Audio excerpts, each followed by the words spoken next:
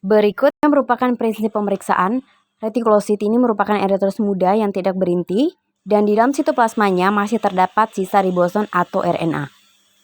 Sisa ribosom dan RNA tersebut dapat dilihat dengan pewarnaan new methylene blue atau brilliant crystal blue. Sisa RNA akan tampak sebagai filamen atau granula berwarna ungu atau biru tergantung satu warna yang dipakai. Baik, saat ini saya akan melakukan praktikum yaitu untuk pemeriksaan dan hitung retikulosit. Dan sebelum melakukan pemeriksaan atau praktikum, saya menggunakan alat pelindungan diri berupa jas lab, sarung tangan, dan juga masker. Dan selanjutnya berikut merupakan alat dan bahan yang diperlukan dalam melakukan praktikum. Untuk alat dan bahan, yang pertama ada reagen yaitu new methylene blue. Kemudian ada darah EDTA. Selanjutnya ada kaca objek. Kemudian ada pipet Pasteur. Lalu ada tabung reaksi. Ada penanas air suhu 37 derajat Celcius. Serta mikroskop. Berikut merupakan cara pembuatan sediaan hapus darah tepi untuk pemeriksaan retikulosit. Yang pertama, ke dalam tabung reaksi yang kecil, kita masukkan 3 tetes larutan satu warna new methylene blue. Kemudian, selanjutnya, tambahkan darah EDTA yang akan diperiksa dalam jumlah yang sama banyak dengan larutan atau reagen sebelumnya. Setelah itu, campurkan dengan baik. Lalu, tabung ditutup dengan parafilm dan diinkubasi pada suhu 37 derajat Celcius.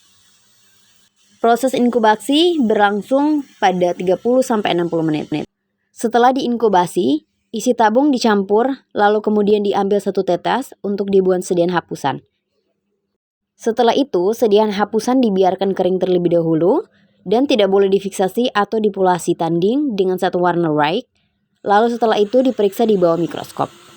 Berikut merupakan cara pemeriksaan, yaitu cari darah yang baik, yaitu daerah yang tidak terlalu tipis, dan eritrosit tidak tumpang tindih. Retikulosit akan tampak sebagai sel yang lebih besar dari eritrosit normal, dan akan mengandung filamen atau granula. Karena menggunakan larutan atau reagen methylene blue, maka granula akan berwarna biru tua. Kemudian dengan menggunakan mikroskop, dengan pembesaran 100x10, jumlah retikulosit dihitung minimal 1000 retikulosit dalam lapan pandang yang lebih dari 10. Jumlah retikulosit yang dijumpai dalam lapan pandang tersebut dicatat.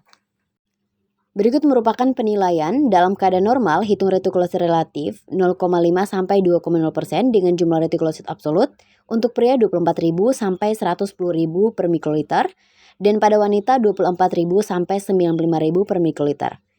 Umumnya, jumlah retikulosit relatif akan meningkat disertai dengan peningkatan jumlah retikulosit absolut yang dijumpai pada eritropoiesis yang hiperaktif seperti pada anemia hemolitik, anemia karena perdarahan akut, dan pada regenerasi eritropoiesis akibat keberhasilan pengobatan. Kemudian jumlah retikulosit relatif akan meningkat yang disertai dengan jumlah retikulosit absolut rendah atau normal dijumpai pada biasanya hematopoiesis infektif, seperti pada thalassemia dan sindrom myelodysplasia. Berikut merupakan area pemeriksaan retikulosit secara visual. Berikut beberapa sumber kesalahan yang dapat terjadi pada saat melakukan pemeriksaan.